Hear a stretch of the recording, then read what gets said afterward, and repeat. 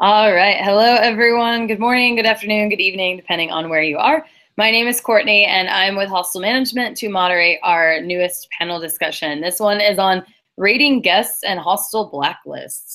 This can be a little bit of a divisive issue depending on what you think about it, if it's fair, if it's a good idea. So I'm really excited to talk more about this. So without any further ado, I'm going to let our panelists introduce themselves and we will get started. So Lior, we can start with you. Hi, so I'm Lior, founder of Hostel Consulting, consulting with various hostels around Europe, and that's it. Awesome. And Matt? My name's Matt Moffat. I'm the managing editor of an Australian frequent flyer blog called Point Hacks, and the reason I'm on this call is I'm a bit more of the guest perspective from having travelled and stayed at a lot of hostels and also worked at one in San Francisco for 6 weeks a few years ago. Sweet, thank you. And guys? Well, I'm Inbal. I'm the founder of Who's Your Guest? I'm a world traveler, been to 90 countries, slept in hostels in all of them. I'm a hostel owner. I had a few. Today I own one in Brazil.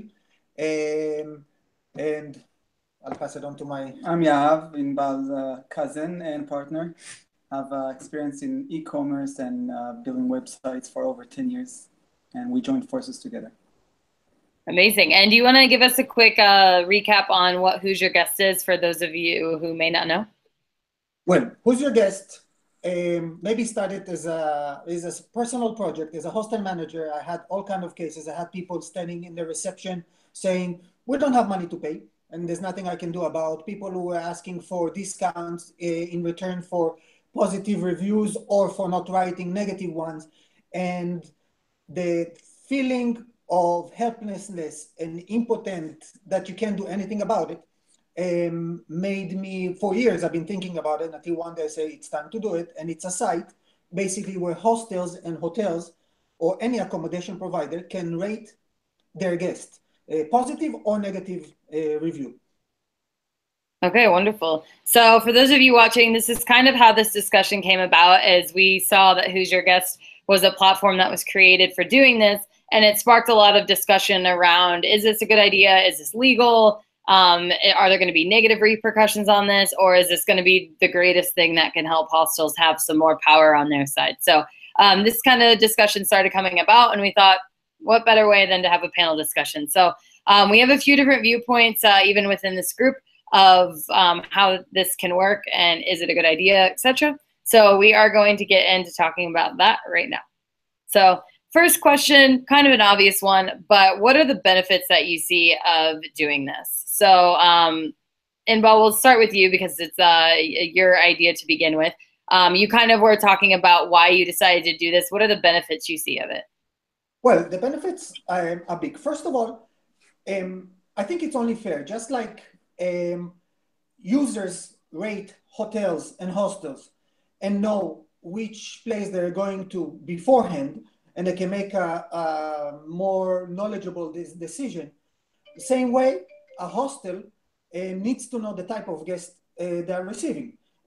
Bad guests should have consequences, and good guests should have positive consequences, and like being rewarded. The problem is today that you can stay in a hostel, you can do whatever you want, you can disrespect the staff, smoke marijuana if it's not allowed, and then the next day you check out, you can cross the street to a new hostel and nobody knows anything about what you did. Beside the fact that bad guest consequences, they cause damages to hostels, which basically hostels need to raise prices, and which makes it the good guests pay the prices of the bad ones, and I don't think it's fair. So you're saying the benefit of having this is it'll prevent those issues? The idea is to prevent, not to report. So people will know they have consequences and they will refrain from doing the problems in the first place or take them somewhere else. Okay, perfect. And Lior, what about you? What do you see as the benefits to a program like this? Well, I mean, the obvious benefit of being able to see who your guest is,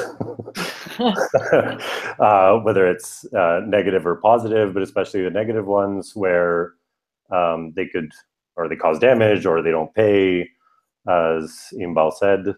or they steal, like robberies that happen in the hostels. These kind of things could be reported, and then the next property they go to, if it's done properly, they could be warned about this and then take action. Okay. And Matt, from the guest perspective, from being a long-term hostel guest, what do you think would be the benefit for the guests and from the guest point of view? Well, I mean, I guess kind of bad behavior on the part of bad guests, if you can classify them as that, imposes an externality on the other guests that are staying. So I guess that would improve the experience for everyone if you're looking at it from a utilitarian perspective. And I think it's important to note that, you know, this can decrease stress on the hostel employees and hostel owners. And so from a psychological point of view, I think that there's a benefit as well. Yeah, that's a really good point, is when you don't have that weighing on you of kind of what Inbal was saying, where you feel helpless and you can't do anything. If you know in the back of your mind that that's taken out of the equation a little bit, you probably do have less stress. I can imagine, thinking back to my many years managing, that if I knew there wasn't the repercussion of the negative review being thrown in my face, or the threat of one, I should say, that you would feel like you had a little more power.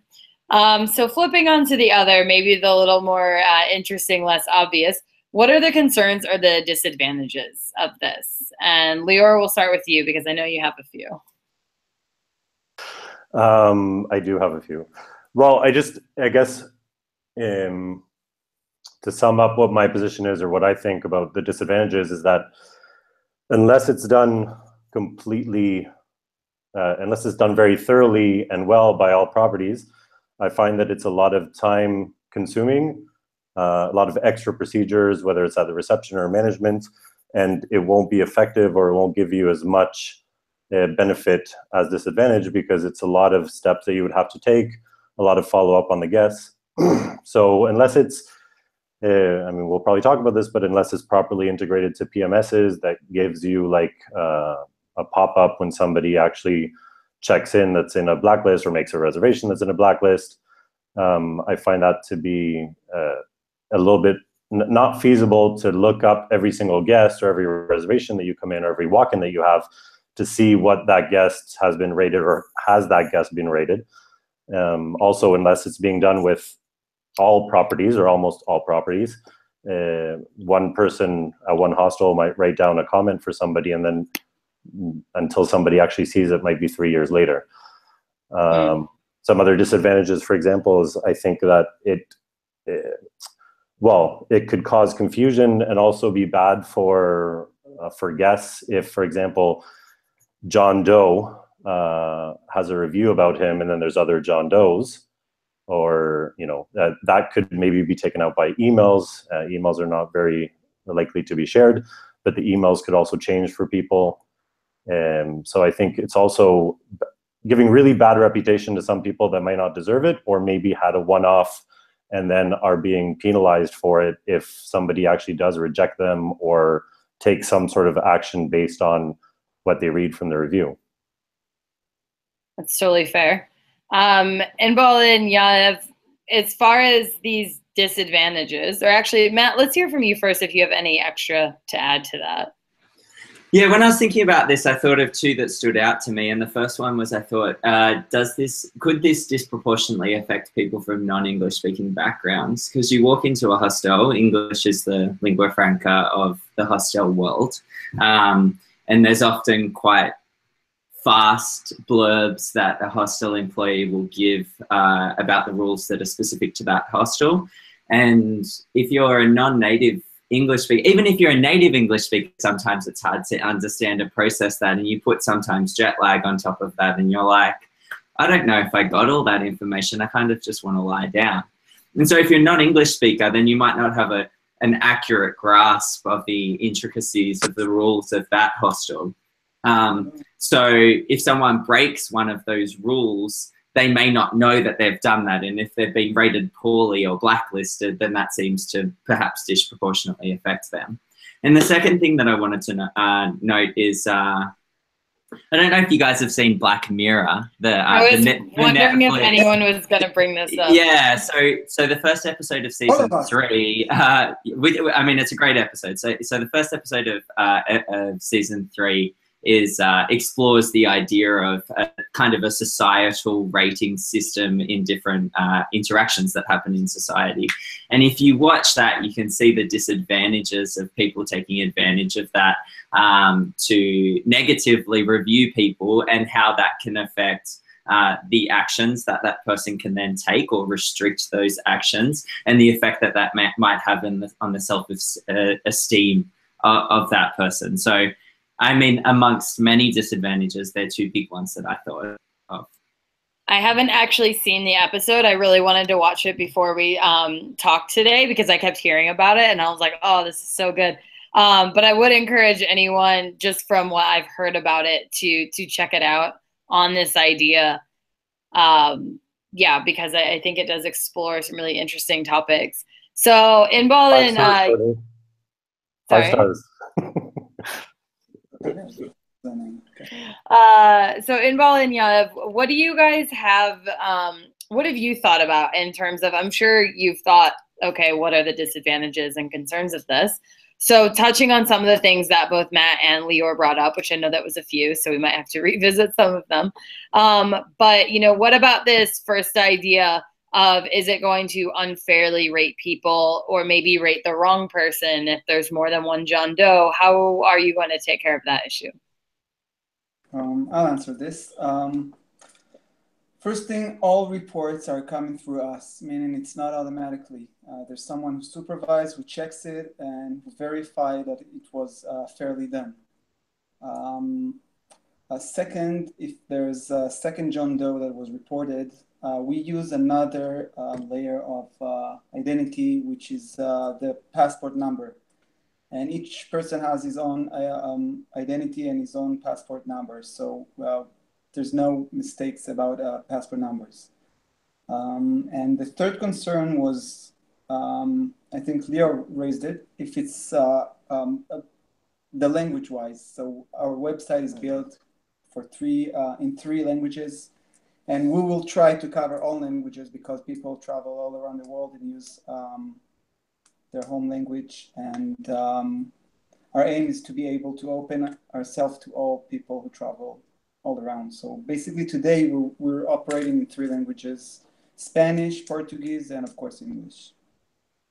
As far as the language, what Matt was kind of saying with language was that it might hurt non-native speakers, and that there may be a rule that they're told at reception that says, you know, no smoking in the courtyard, and someone who's not native may misunderstand and think, oh, they mean, you know, no marijuana, but cigarettes are okay. Or in some way they'll misunderstand the rules potentially and get rated poorly. Is that something, to be honest, I hadn't thought of that specifically as being a disadvantage. Is that something that you had thought of? Or, and if not, is there a way you see addressing that issue? Yes. Well, first of all, we have to trust the intelligence of the people who work in the hostel and the manager. First of all, to report, it's not every receptionist can send a report. It has to be confirmed by the manager. So if somebody came in a bad mood in the morning and just wants to revenge on somebody, they cannot just file a report. It's their manager who has to confirm it. Second, about the language, I don't believe that if somebody doesn't understand, the hostels don't have any incentive or like an urge to go report bad guests. If somebody repeats a problem, if somebody is really getting drunk at 3 o'clock in the morning, walking in the dormitory, making noise, and you told them once to be quiet and they keep making noise, then they will get reported.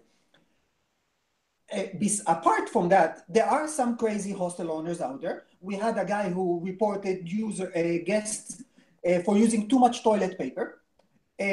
But that also works. No, seriously. First of all, I have no idea does he know how much toilet people exactly use, and how much toilet paper? That's beside the question. But just like users rate hostels, and sometimes it's not fair, and because they're crazy users, or because or guests, you know, or because they're very extreme in there. Well, it happens on the other hostel site. It's on the site for the hostels to read and make their own decisions, whether to accept it or not. Was it a one-time? It's a repeating guest that got reported. So we do have to leave, there is some flexibility, and we have to depend on the hostel's management and staff logic. About the identifying the user, we only accept reports if they have a passport number. Without passport numbers, we receive many, we don't report them because, again, there can be many John Smith, and that's not fair. That one John Smith will pay the consequences of somebody else. So the only reports that we do with no passport number are no shows, because the hostel doesn't have a passport number at that stage. They only have a name. So a no show is not a big deal. It's not a mark on a guest. So when a guest gets reported, it's not just like 5-star, 1-star. It'll actually say used too much toilet paper or stole a laptop. Like, people can see where that rating is coming from. Exactly, because they have offenses that the hostel chooses from a drop-down list. And if they say the guest stole, they have to explain in the description of the case exactly what happened, how it happened. They cannot just say the guest was stealing, they were not obeying establishment rules. They have to explain. If it's not explained, we do not publish that specific offense, or we ask them to fix. So where do you get in terms of legalities on this? Because especially with something like stealing, I've had guests at my hostel steal, and I have been, without a shadow of a doubt, I knew who it was, because you can piece the puzzle pieces together, especially when you know everything that's going on in your hostel. But we lacked the security footage to show it because it was from a dorm. How do you, if you can't prove legally that something happened, are you allowed to put it on your website? We don't put they steal. We write they supposedly stole. And in our terms and conditions, the hostel has to keep proof as much as they can. If somebody trashed the room, they take pictures. If a guest that was stolen, if there was a theft and they filed a police report, they put the police number. But everything is supposed, because everybody is innocent until proven otherwise. So it's everything supposedly theft, supposedly left without payment. So legally, we are covered. So Matt, what would be your opinion on that in terms of, we always hear proven or innocent until proven guilty, but in the age of, social media and ratings and social proof reputation, do you think that actually still stands? If I've understood this question correctly, I don't know. I'm imagining a scenario in which someone supposedly stole something, and Inbal has said innocent until proven guilty. But I feel like perhaps this concentrates the power too much in the hostel manager's hands. Where's the room for recourse? Where's the room for a second chance? And also, will this lead to a guest, if they receive I know this is kind of anonymous, but perhaps they can put the pieces together if they're starting to get blacklisted or rejected or charged a higher price by subsequent hostels, then are they going to react with a negative review against the hostel that they had this incident at? So, for every action, there's an opposite and equal reaction. So is this actually putting hostel owners in danger of damaging their own reputation in trying to call out someone else for doing something that was supposedly wrong? Yeah, definitely. Because you're right. Like, especially if you knew you were a part of something in a hostel, and maybe it was like, you witnessed it, but you got pulled into it, or in some way, who it was, because if they're writing the details of what happened, it's pretty easy to be like, well, that was at XYZ hostel. Then it's also pretty easy to then retaliate against that hostel, I would imagine.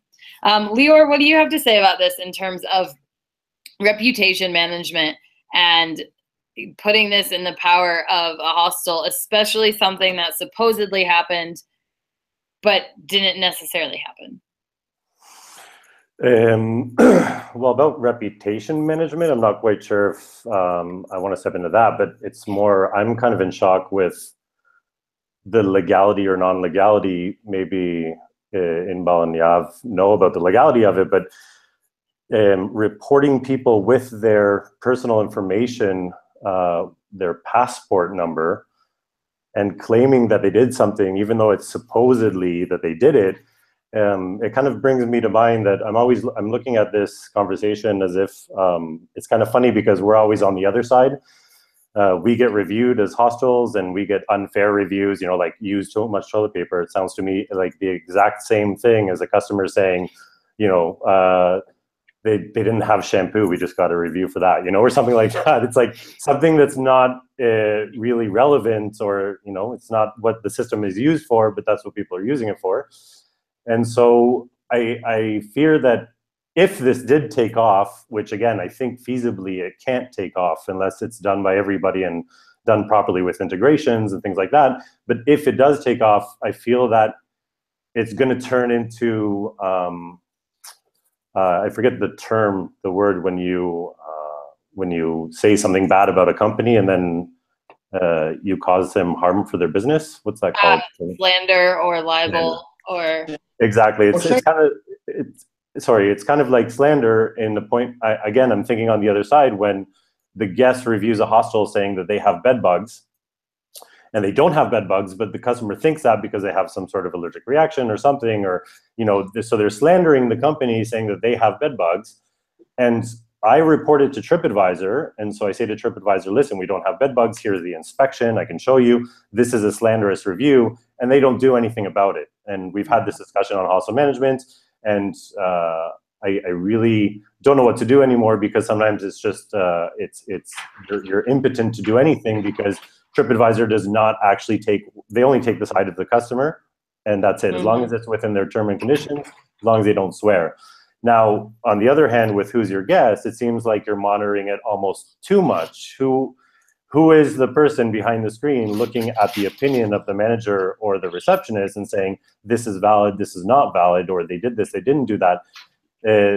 It seems to me that being able to control what goes out there and what doesn't also doesn't seem right to me, or at least on such a easy level. I don't know. I'm kind of at a loss at this, because again, I'm thinking it'd be great to get back at the bad customers, but at the same time, I'm looking at it at the side of the hostel, and I see that, and as Inbal said, there's a lot of crazy hostel owners out there. I'm sorry, there are. That I could see somebody writing a whole bunch of reviews that I don't think are necessary, and that the system will be misused. I don't know if that answered the question. I'm sorry, I went on a rant. No, that's okay. We were on lots of different things, so it definitely touched on a few. Inbal and Yev, I'm sure this is stuff that you thought about. And so, yeah, where are you at on this? Okay, I wrote down all the points that our other friends were raising. So first of all, one of the points was that the guest can use it to revenge against the hostel that reported it. First of all, the reports are made anonymously. On our platform, the reading hostel or cannot know which hostel reported. They know in which city, and of course, if somebody wants, they know in what city they stayed. But usually, this is a tool for the reception. It's not a tool to share it with the guest. Just the reception reads, and then they can decide what they want to do. They can read just like exactly like on TripAdvisor, on Hostel World, where you read reviews about a hostel, and you can say, oh no, because my hostel in Brazil, sometimes people come during Carnival and they complain there's too much noise on the street. Of course, it's Carnival. Or people were complaining it's too hot. Yes, it's Salvador, it's Brazil, it's 33 degrees outside. That's why we go there. So if somebody reads this report and this review about complaining about the heat, they're intelligent enough, and they know we're not going to cancel this hostel just because it's too hot outside. So about it's anonymous, so guests don't know.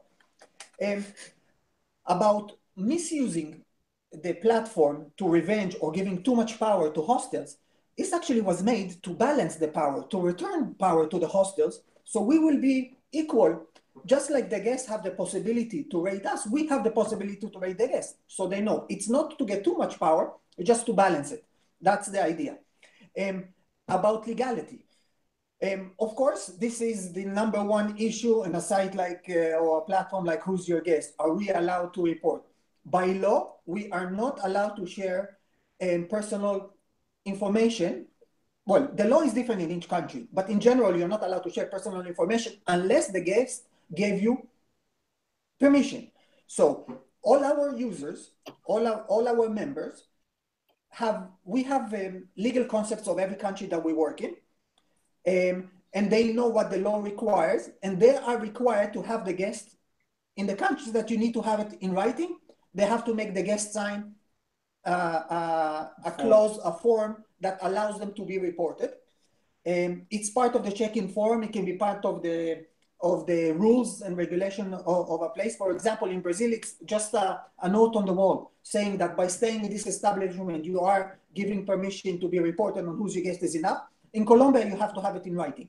So every country, we give them the legal background. We give them all the tools, reception signs, legal forms, and it's their responsibility to make the guest sign. If a guest comes to your place and doesn't want to sign, that will already turn on the red light for me, because most guests, if you're not planning on doing any trouble, then you should have no problem signing such a form. So the legality, it's the hostel's responsibility, but they are covered if they want. You complained about somebody reporting about bed bugs and all that stuff. The problem is that sites like TripAdvisor, Hostel World usually take the guest side, and they will not take off bad reviews, even if they are clearly unfair. One of the possibilities of report on our site, you can report unfair review. That a guest gave you an unfair review, and the only way you can report it, because I don't know almost any hostel that got a bad review and said, yes, he's right, we are very bad. Everybody thinks it's a bad review. So the only way you can publish a bad review, if you have a screenshot of the original review, so the users or the other hostels will be able to read and decide for themselves. Yeah, and I want to just add that we're not on the seat of the judge here. We're like a plate, and we just put the case for the other users to read and decide for themselves. Like if you see a customer that complained about his steak in a restaurant and said it was made I don't know. So each user can see it in his own eyes and decide for himself. We don't decide if something is right or wrong. We're there to present it. Of course, if they follow the rules, if they do it correctly, then we just present it, and each user can understand it the way he sees it. That's fair. And I think, I mean, to be honest, I see all sides of this, and I don't even know what my own opinion is on it yet. So maybe that'll form throughout the discussion, because, you know, I have been a long-term guest. I have managed for years. So I see both sides for sure. I keep kind of thinking back to where our society is going in terms of technology, that it is becoming a very much mutual review system. Everything from Airbnb to Uber to Lyft to, you know, any, can't think of the term for it, but like peer-to-peer marketplace or social construct even is becoming review-based. And so I'm just trying to decide, and maybe you guys have opinions on this, is this any different? And if it is different, is it worse than any of those sites? And the reason I ask this is I'm, you know, thinking that usually when a guest is reviewing a hostel, they're not saying something like the hostel stole from me. They might be saying, you know, the staff was rude or this or that. But I keep thinking that the potential reviews on guests could be far worse than the other way around, which is why I'm kind of thinking that maybe the power isn't so balanced. But I'm not set on that either. So I'm curious what your thoughts are on that. Matt, what do you think about this?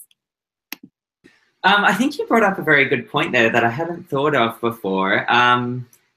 And I'm worried that I know that this might sound a bit exaggerated, but that we could be getting into a bit of a Hunger Games scenario in the world being segmented into different, or the hostel world being segmented into different levels. I agree with you that in a lot of respects that we're moving towards a mutual rating system with lots of different apps and the sharing economy. So I'm thinking if we get to the point where each guest is rated out of 5, like we are with Uber now, for example, like I think I'm a 4.77. I don't know why. I don't know if that's good, but the higher that your rating is, the more likely that you will be matched with a driver that has a higher rating. So I don't know, in the Hunger Games world, would that put me in like the 4th world? Would that put me in the 6th world? And if I'm that low that I get to, I think it was 12, so let's say the 12th world, then isn't that a self-fulfilling prophecy that the bad guests are being put in the bad hostels, and then that will just keep getting worse, and I guess that kind of increases inequality within the hostel world? Yeah, I mean, it's an interesting thought. And I guess back to, my point about Lyft and Uber and Airbnb, wouldn't they have the same potential issue? And yet I don't know if we're actually seeing that. Yeah, I have a few more thoughts on it, but Lior, what do you think about this? Well, Airbnb and Uber, I think it's a little bit different because it's the same thing as like hostel world, or what you have to have a reservation to make a review for that hostel. And in Airbnb, you have to have the reservation to make that review. And then the host, obviously you stay with the host and they can leave you a review. And it's just an opinion based of what do you think of this person and what they did. Did they I'm thinking in Spanish, did they behave well, And I think I like what you said, that the balance is going to be, and it's true, the balance will be more heavy on the reviews of the customers, because Airbnb, even, for example, I work with Airbnbs in many hostels, and reviewing the guests is very difficult because, I mean, a guest reviewing an Airbnb or a hostel, they do one every 2-3 days, depends on how their travels are, but they're doing one review. If you have 100 people in your hostel, how do you review 100 people in a day? And between 6 receptionists, who saw what of this guest? So like, which opinion are you actually getting in? Are you getting in the full experience? So going back to the Airbnb, I always encourage the hostel to leave a review for the guest, but it's always so difficult. I've actually been in part of that procedure of writing and saying, okay, this guest checked out, who communicated with them, what did they see, give some feedback, write it. They even have the account access and they can write the review. And our review turnout was very low because everyone's like, oh, well, I think I checked them in, and it depends how big the hostel is and everything. So what I'm trying to get at is 100 reviews are not going to be done a day. You might get one review every month, and it's because it's something that's very bad that happened. And so it's not going to be a good balance, and it is going to be that, again, who's the judge, who's the jury, did this person actually do this, did they not?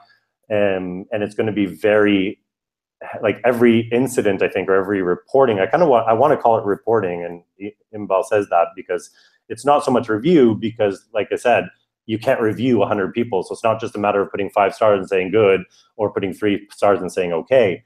It's going to be a reporting case of saying this guest did this. And I think it's going to be very heavy on one side. I definitely, I was kind of thinking something similar, and that most hostels barely have time to, do their most basic needs, let alone review every single guest they have.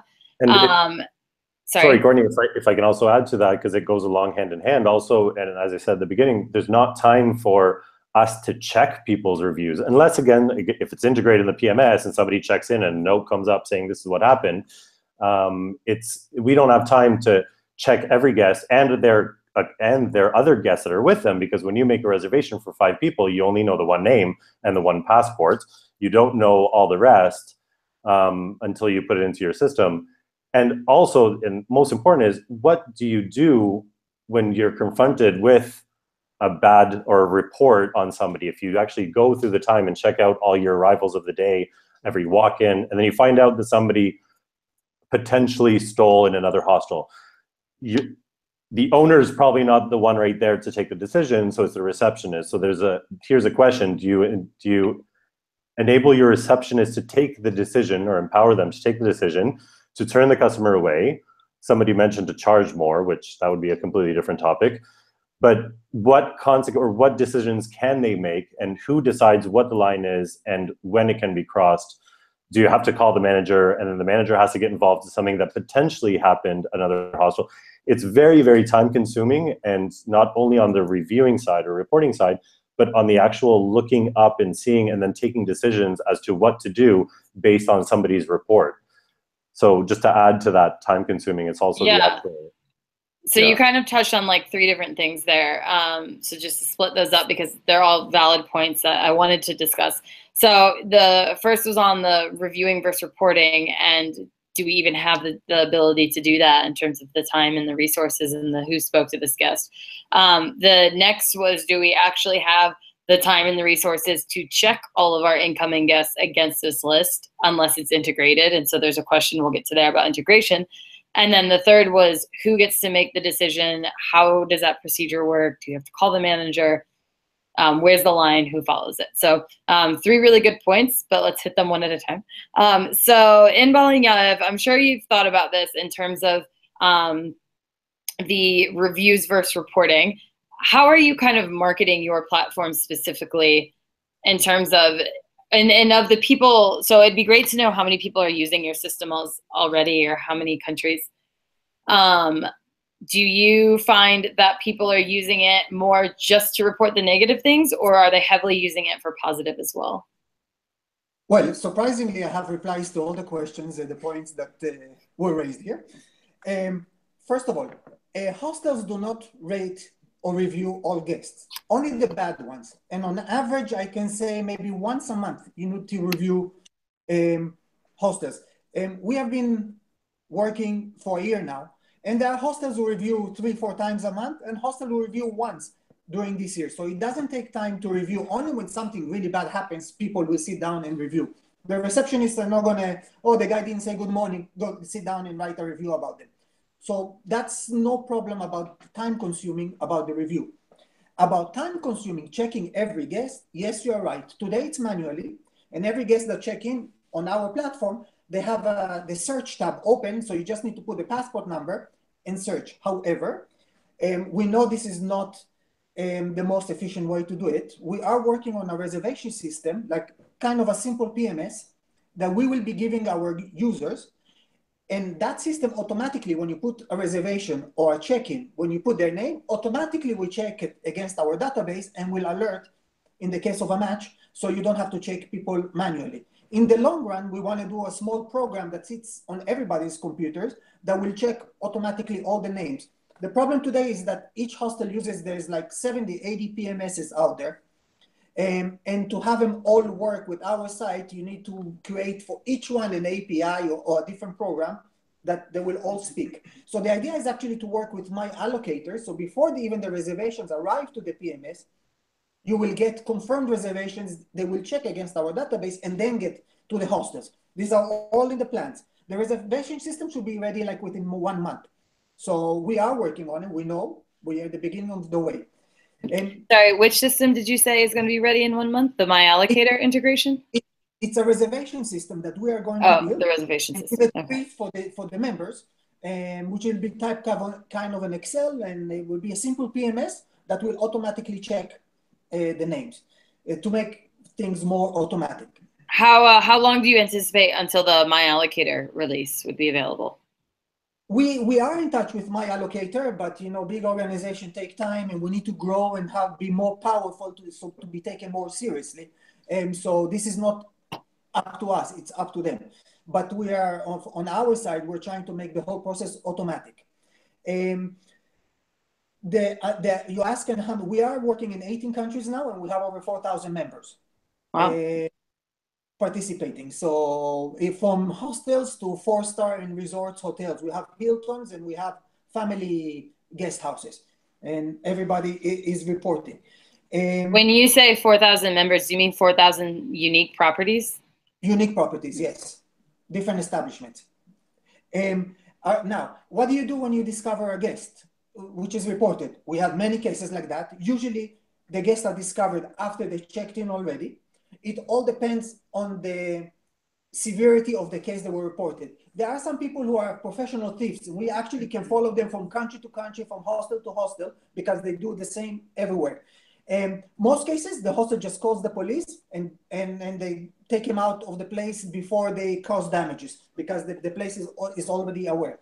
In other cases, the hostels ask us who was the reporting, and then we put the reporting hostel plus the person plus the hostel where that person is staying in touch with each other and they resolve the problem. We had cases of people living without pay, checking in another hostel, they were charging the other hostel and money was sent back to the first hostel. So where everybody works together, it makes life of everybody easier, because after all, we didn't open the hostel to be policemen, otherwise we will go to join the police. We want to have an easy life, to be exposed to people from other cultures, you know, the easygoing life of a hostel.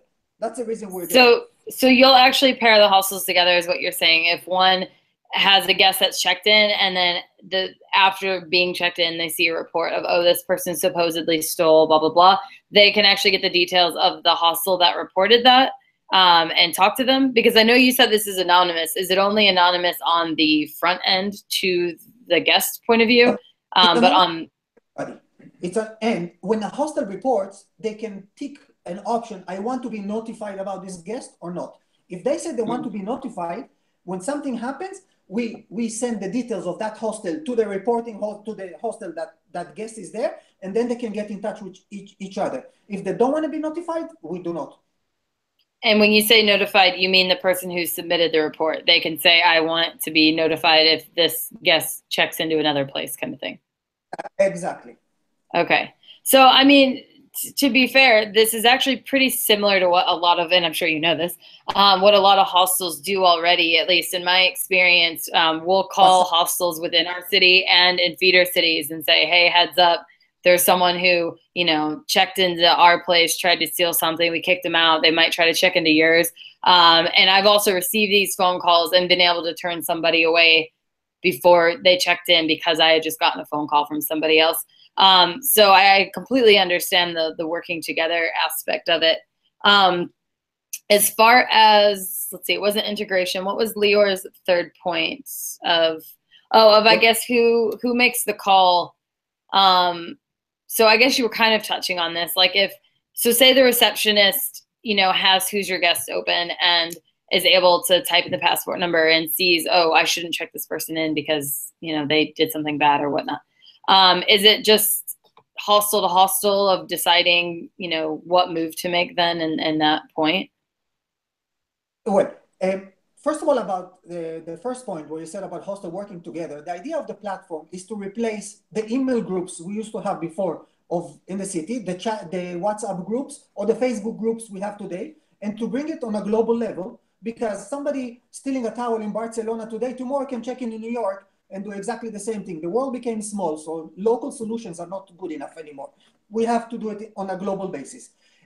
About who decides about the reports, every place decides for himself. I mean, if a receptionist checks and see this guest has a history of no-show, of smoking illegal substances in a hostel, they know they have to make sure that he knows these rules better and they will not turn them away. If they see the history of somebody living without pay, they will say, okay, you have to pay in advance if the politics of the place is to pay at the end. Or if they see that person stole, then they can decide by themselves. In most cases, there's no conflict here because most cases are light and solvable on the spot, or you can decide. On more extreme cases, you ask your manager, you ask, just like in any job, you ask your boss, you ask the person who's responsible, and each place can decide for themselves the level of risk. I do think that hostels have responsibility for the other guests who are staying, for their safety. So it is very important to know who you are letting into the hostel. I think this is obvious. Yeah, definitely. Matt and Lior, do either of you already use any kind of DNA list, DNE list, for those of you who aren't familiar, that's do not admit or do not extend, or any kind of blacklist in terms of within your own hostel or a hostel you've worked with, within a group? Like, do you have a group email for the city? Anything like that already, Lior? Yeah, a few properties I work with have a blacklist option in the PMS. And so when each PMS kind of does it a little bit differently, but ideally when the customer makes a reservation or when you input the customer's information into the system, if it's a walk-in, for example, it will advise you and say this person's on your blacklist of this hostel. Mm-hmm. One of the PMSs I work with, I believe, has the option for all the users of the PMS to share a blacklist. I won't talk about that too much because I'm not quite sure of all the details and haven't tested it out. And yeah, that we do use because it's internal. And if I decide, okay, this customer stole or whatever, then I get warned about that when he makes a reservation, and you can usually say like, oh, we had an overbooking, you have to go somewhere else, something, you know. Or if it's a walk-in, we've had that awkward occasion where as we're typing in the information, we've already told them the price and everything, that we found out they were on the blacklist, but we could turn them away without pointing the finger and saying, you did this, you can't stay here. We just kind of faked it into like, oh, shoot, we didn't have that bed available, or it just came online or something. We've had that happen. Yeah.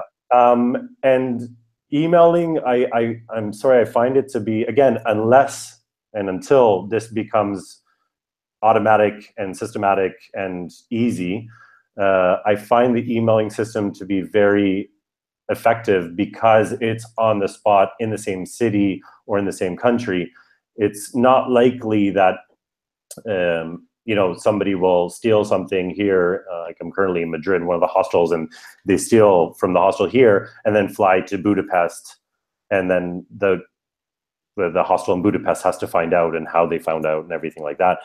But when it's emailing, when it's within the city, as you said, in San Francisco, this happens. In Madrid, this happens. You know, somebody checks in, doesn't even stay the night, steals, and then you can advise immediately the hostels in the city, letting them know whether it's the passport, because also passport, if it's theft, usually the passport also gets changed.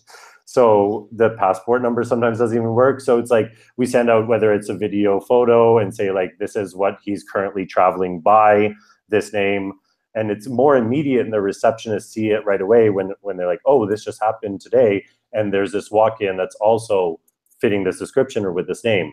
So it's very immediate, and it takes care of those problems right away. Obviously, there's an advantage of keeping track of it in the long term and having that identified in other countries, in other cities, in other properties that are not on your mailing list, because obviously you don't have every hostel in San Francisco or every hotel or establishment in San Francisco. But I find it to be very helpful for those cases that it's very, very urgent and important that the hostels or establishments in the city know about what's happening right now in their city. And Inbal said something about a towel in Barcelona, which I found kind of funny, because if somebody reports because somebody stole a towel in Barcelona, I'm not going to take any action in Madrid when they come and check in and say like, oh, like keep an eye on this guy, he steals towels. It has to be something very, very big in order for the receptionist or manager to take action on it, I think. Do you mean in general, or only if it was in another city, it's not going to click in your head to keep an eye out because it's so far removed? Sorry, I don't know what the question was. Like, you were saying it needs to be something pretty big for you to take notice and to actually take action on it of preventing that guest or charging them higher or whatever. Do you mean if it was like they did some small action in 3 cities away, it would have to be really big to draw your attention to, you know, be like, oh, in case they come here? Or do you mean even in general, even if it was at a hostel next door, if it was only something about a towel, you probably wouldn't register it at all? Well, I don't think that matters about the country or the number of times necessarily. Again, I think it goes back to the ease of me finding out that they did something. And what I mean is, it has to be something big right now for the hostels to actually write an email and send it out to their contacts or make these contacts in these mailing lists and actually do it. So it's an effort. It's a big effort for the big occurrence that happened. Mm-hmm. Whereas if it's a small effort for small occurrences like towels and things like that, again, I don't find it very useful in the way of, I'm not going to empower my receptionist to take any decision unless they contact the manager, because whatever that decision is, it's not for them to take, I don't believe, whether it's charging them more, which we still have to talk about. I don't understand how you do that. Charging them more or denying them. They would have to get the manager's decision for that. So, yeah, I think it just, again, it needs to be something big like a reporting. And yeah, it'd be great if it was global. At the same time, I don't know if we're the judge and jury in order to do that, to get people blacklisted from other countries and other establishments and everything like that. That's why for me, it's a little bit more immediate, where we send out the email saying somebody's in the area doing this right now. Mm-hmm. Stop them from coming into your establishment. And because it's immediate, it's remembered, you know? Yeah. Well, I mean, I will say they have 18 countries working with them already, so it sounds like this is growing global. But obviously, we'll have to see, how big it gets, or we've kind of focused on Who's Your Guest just because you're a part of the discussion, and I don't know of anyone else doing this per se to the extent you are. But who's to say that we don't have multiple platforms like this come up in the future? And which could be a good thing, could be a bad thing, who knows? But I don't think the idea of mutual review systems is going away anytime soon, especially now that we have all of these day-to-day apps we're getting used to using. It's becoming a really common thing in our mind to rate and be rated. Inbal and Yaev, as far as this immediacy, because I do think it is really important. If you've ever worked with hostel receptionists, you know that they're not exactly thinking in the same overarching scope that a manager is. And so they don't have that same mindset of keeping tabs on everything. And so that immediate reaction of getting a phone call from, a hostel in your city saying, hey, be on the lookout for this, might be in their attention span a little bit more than like checking a list. Do you have anything integrated or an idea of something you can integrate that pops up immediately? Again, surprisingly, we have replies for that too. No, the thing is, a few things. First of all, about the stealing the towel.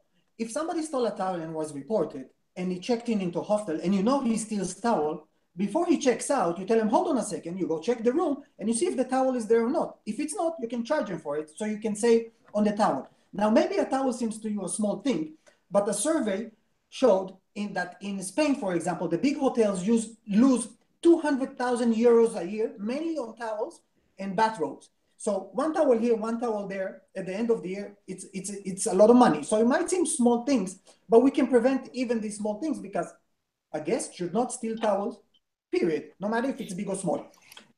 Now, you said about it's not likely to happen in different cities. On the contrary, usually guests stay in one hostel per city, and if they steal in that, they just move on to the next city. They don't move on from experience. In the same city, how many international guests move from hostel to hostel in the same city? They don't. They stay usually in one city in one place per city. So people do move around. And third, on extreme cases, especially like theft and leave without payment, we send an alert by email also to all the establishment of that country. All the other ones can check on the database, but automatically an email is sent to all the establishment when severe cases happen. So they do also have the email option. On the new platform we're building now, hostels will have the possibility to choose which type of alerts they want to receive. I mean, not everybody wants to receive all alerts about no-shows in all the hostels in their own city or country. So they can choose what type of offenses. They can choose from what geographical area, if only from their own city, from their own country, or from everywhere. They can choose from what kind of establishment, because a 5-star hotel doesn't really want to know what happens in all the hostels and vice versa. So you can choose in which establishment you want to receive the reports by email. So you do have that flexibility for a place to choose what they want. Now, obviously, this idea will be, or the functionality of reporting guests will be, the more hostels they are, the stronger we are. Or the more we can eliminate these cases. In Colombia, for example, 25% of the hostels are already registered. In Brazil, they are 10%. On average, on all countries we work, already there's about 10% of all establishments registered. So I do think it's a big part of all the hostels, one out of 10. And the more it proves that it is working and we can cover each other's back, I think, and it's free above all. So there's no reason for people not to join, and we can just help each other. That's the whole idea. So speaking of it being free, that's an interesting thing I hadn't even really thought about. It sounds like right now it's a lot of legwork for you guys to be doing this because you're manually checking all the reports people are sending in. How are you doing this sustainably if you're not charging anyone? Well, for now, we're not charging anything. And basically, a basic user will always be for free. All hostels and all members will be able to report and to search. If hostels will want extra services, like we're planning on, like the reservation system, flexibility, and other options, that will be for pro users, basically, for payment. If they would like to have different levels of access to the system, for receptionists, for managers, for owners, they will need to pay for that. So for now, it's self-financed. It's kind of a freemium model where it's got the free and the premium eventually. Exactly. Okay. Yeah, but the basic features of reporting will always stay free because that's our power. That's where the information is coming from. Okay, that's free. That's free. I was gonna say that makes sense. That's free.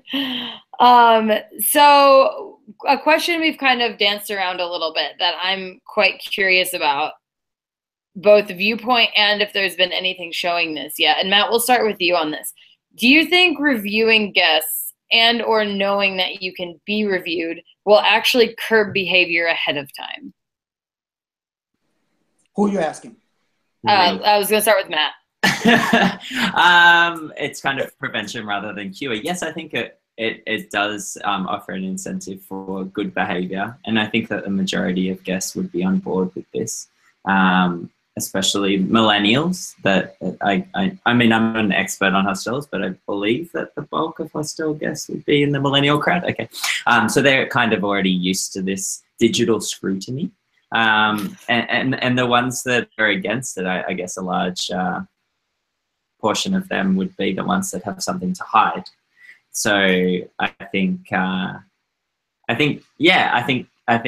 most guests would be happy to be involved in something like this, and are already involved in it. I mean, it's already happening in Latin America through this app.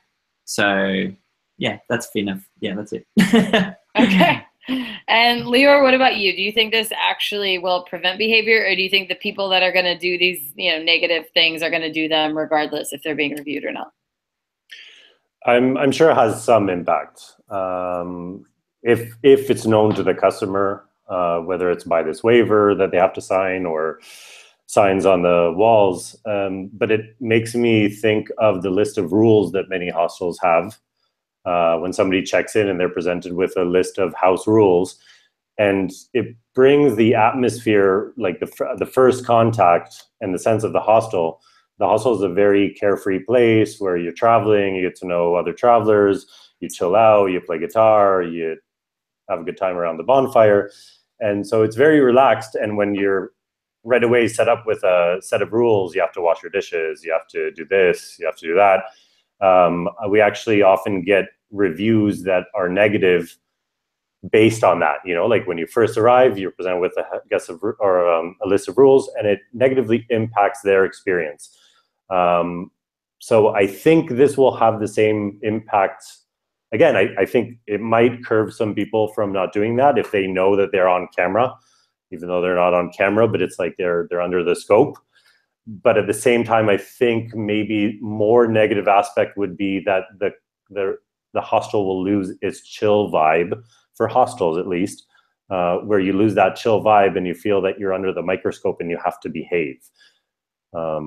So I think I think that will also depend on the country in terms of what they were saying of, in Colombia, you have to have it in writing that someone agrees to it. Versus in Brazil, if it's just a sign up on the wall, we all know no one reads signs anyway.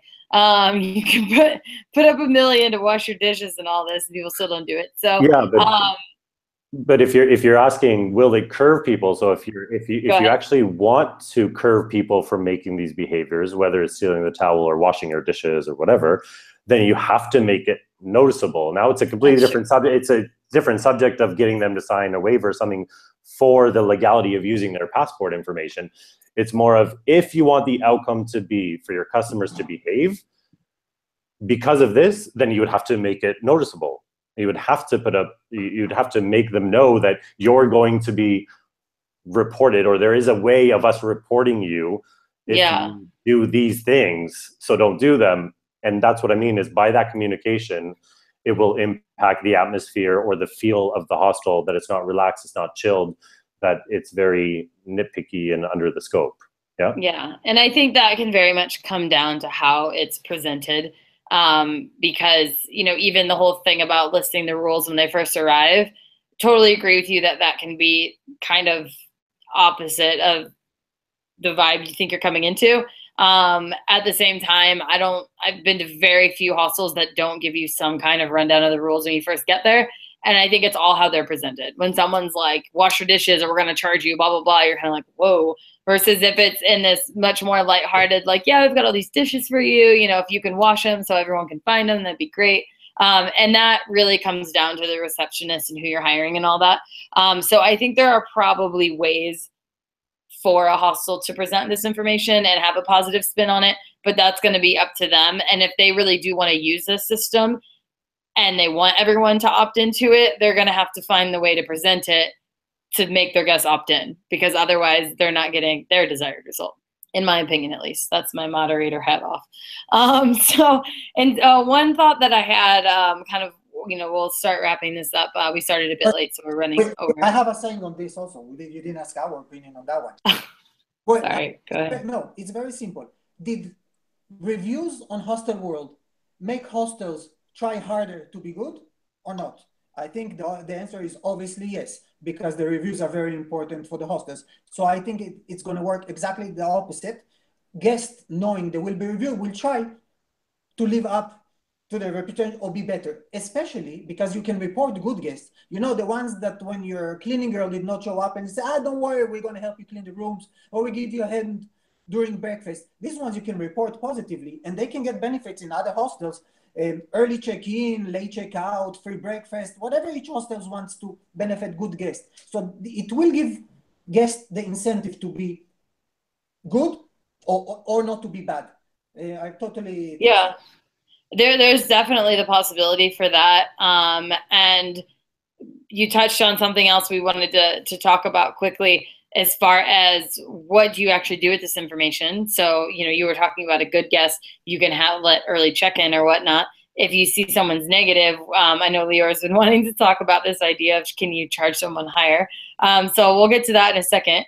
But one thought that I had when comparing this to something like Airbnb, because I've used Airbnb with hostels, and I know a lot of people have, I think one of the differences there is that a guest knows when they make a reservation via Airbnb, the whole concept is to rate each other. So I find Airbnb guests very well behaved, and I think it's because they know going into it, I might be reviewed.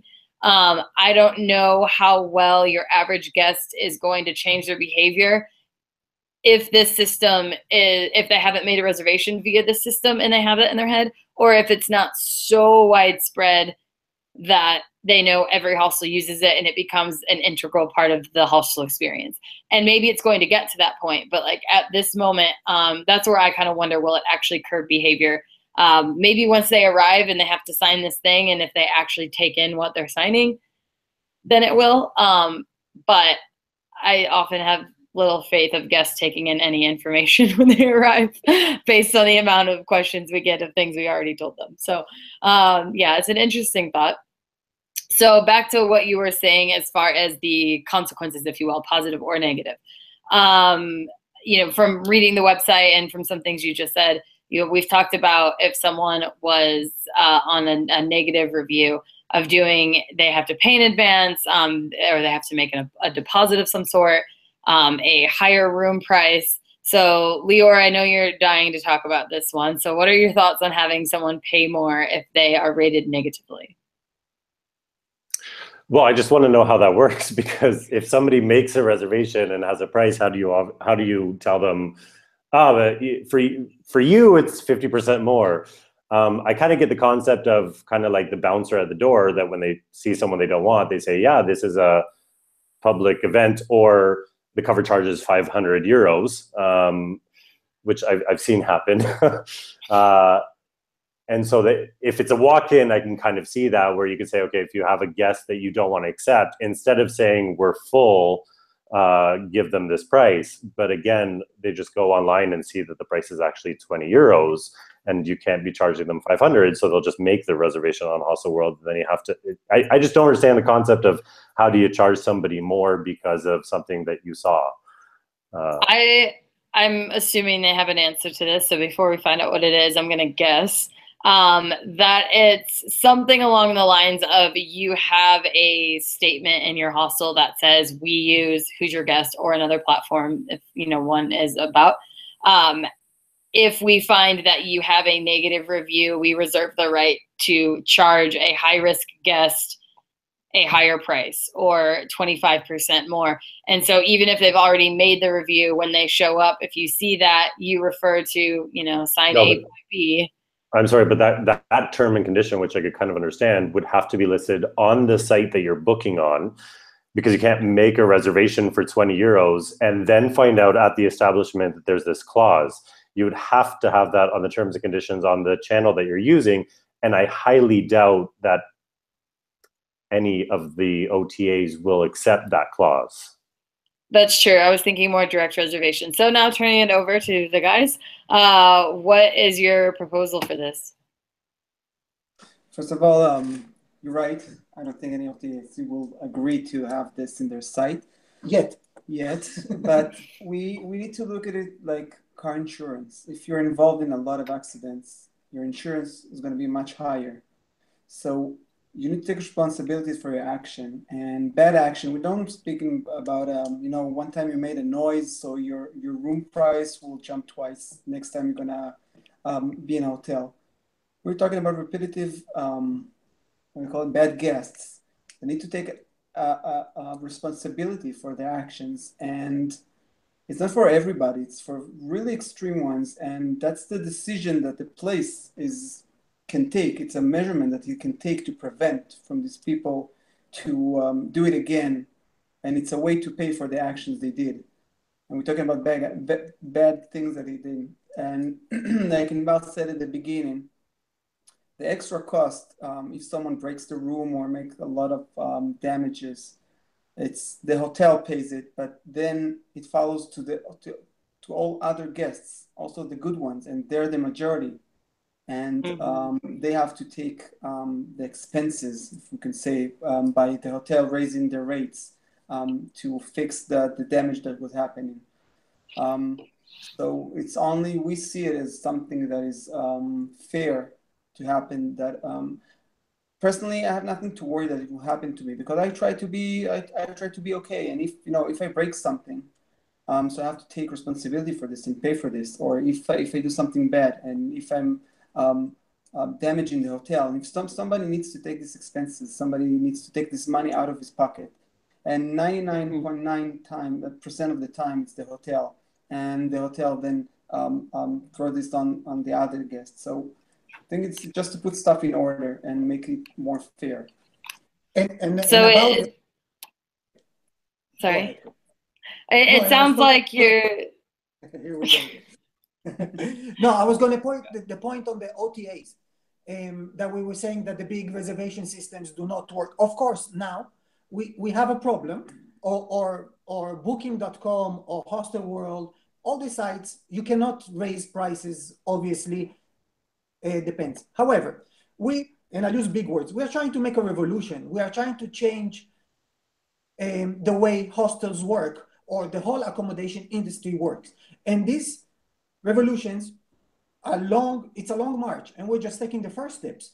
Hopefully in the long, if that will become a standard in the industry, that you can report guests, and as part, the OTAs will have to fall in line, and they will fix their terms and conditions, and they will fix their flexible prices if the demand will come from us, the customers, basically. So yes, at this moment, there's always problems, and there are some unsolved questions. But in the overall, if you look at the idea, I think there's much more benefits or positive things to gain than the negatives.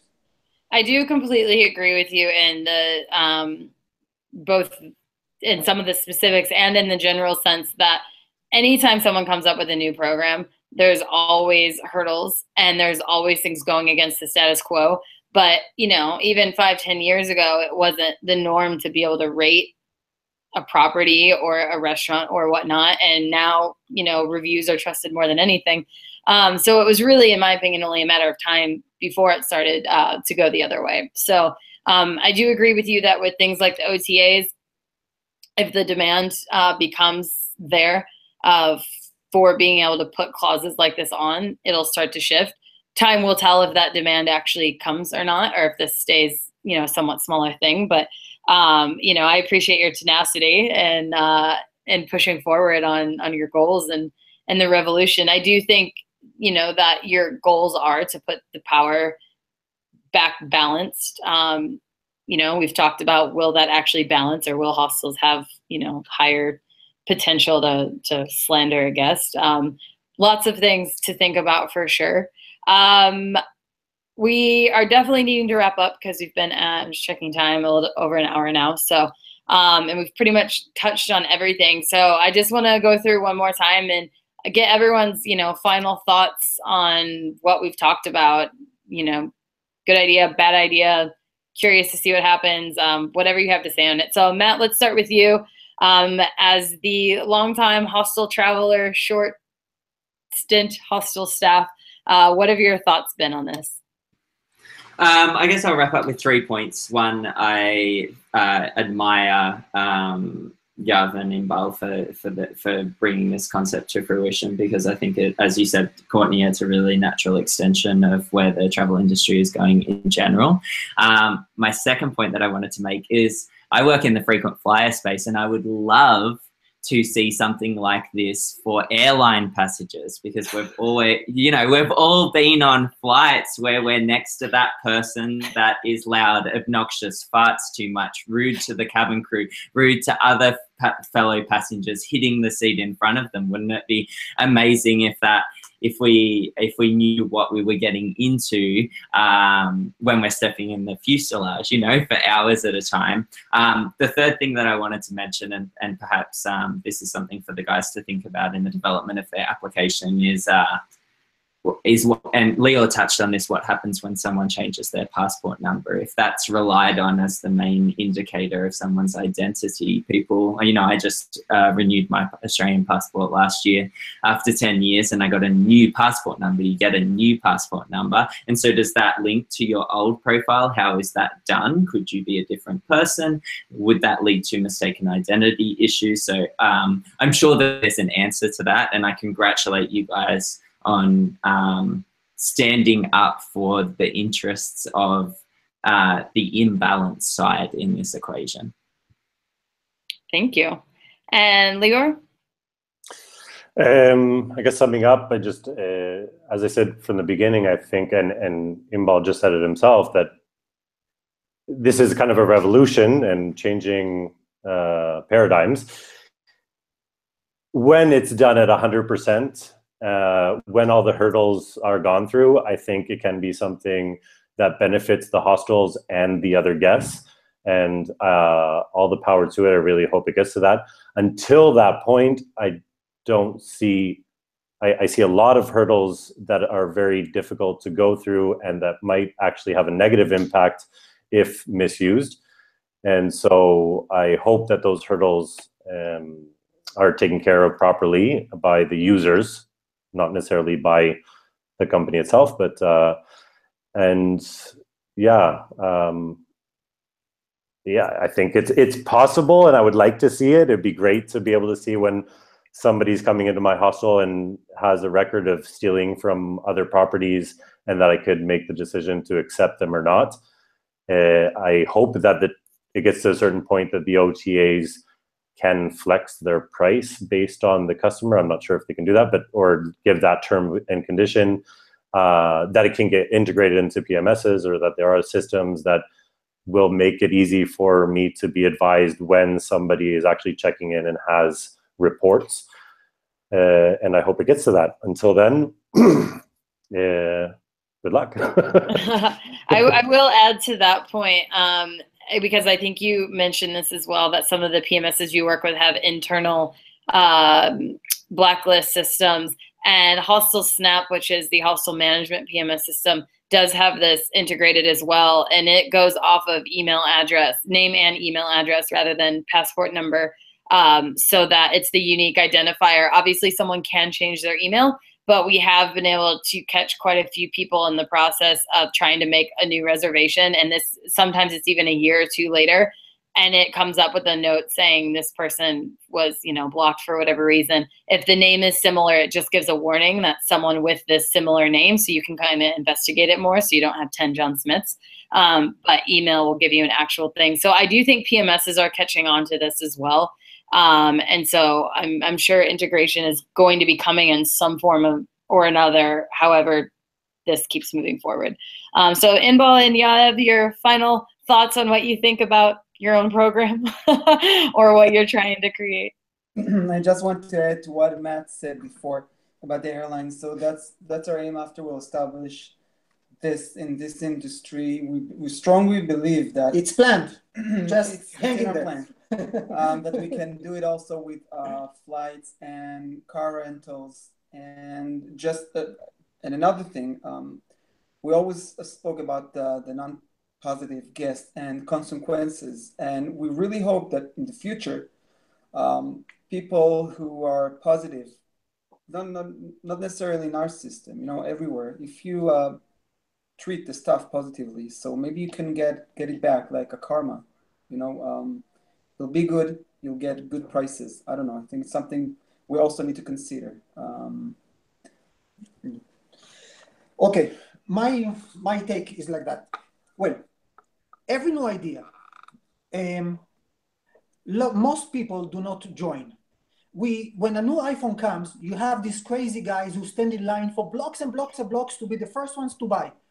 Statistically, they're about 16% of the users. They are the freaks for new technology. Anything that comes out, they jump in and they go. Yes, we have a long way to go.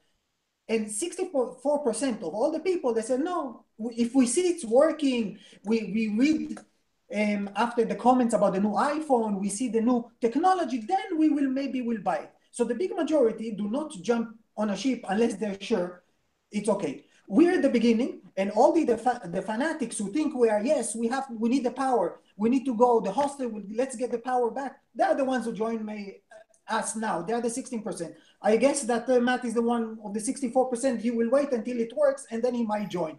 That's okay. That's the way life is. Now, I will finish in a more general vision of our whole market, where we're going, which have to do with Black Mirror, that episode. You didn't see it, but you should. That episode is really extreme, that everything is by on our rating. You cannot catch a flight if you don't have good enough rating. However, I do think that the world is going toward a system of reverse reviewing, or where both sides review each other, just like it on Uber and Airbnb, that host and guests can rate each other. That's the direction of the world. I do think that it's totally fair that good guests will pay lower prices and bad guests will pay higher prices, and 90% of the guests, which are normal guests, will pay the regular price. It's only fair. You should get what you give back. So I do think the world will go toward a rating system that if you have a rating, let's say from 1 to 10, over 8, you will have a 10% discount. If you have a rating less than 3, you will pay 10% more. And we hope to be that platform that people will be rated on. So the world we get there, we're just giving the means to do it with all the problems. There will be problems on the way. There will be moral questions, technological questions. But if we don't if we don't take the first step, we will never reach the goal. Absolutely. And just to wrap up, you're reminding me that I just listened to a TED Talk like 3 days ago on this idea. I believe they were terming it collaborative consumption in terms of, the peer-to-peer marketplace and all of that. And that there are a lot of platforms out there now exploring how to take someone's social reputation across platforms. And when it's okay to do that. So if you have an amazing score on Airbnb, should you be allowed to then take that over to Amazon Prime? Or to something you're selling on Amazon, and should you or should you not? Because those could be totally different things. You might be an amazing house guest, but really shitty at shipping something on time. But it's an interesting thing to see that the world is absolutely going this direction. And I applaud you guys for, as far as on behalf of the hostel industry, of trying to do something about the problems that we've all experienced. Regardless of everyone's opinions on it, I think we all know that the heart is for sure in the right place of the issues that we've all felt. So thank you. And thanks to all of you for joining. I kept forgetting to say something, but I was paying attention. We had between 4 and 6 people watching live. We've got 4 right now. So thank you to everyone who jumped in and watched this with us. And it will be recorded, as you guys know, and posted on the site for people to watch at their leisure when they have time. So thank you so much. I hope you all have an awesome day, and I look forward to seeing where this takes off. Thank you for taking the time to to chat. You're very welcome. All right, bye guys. Ciao. Bye.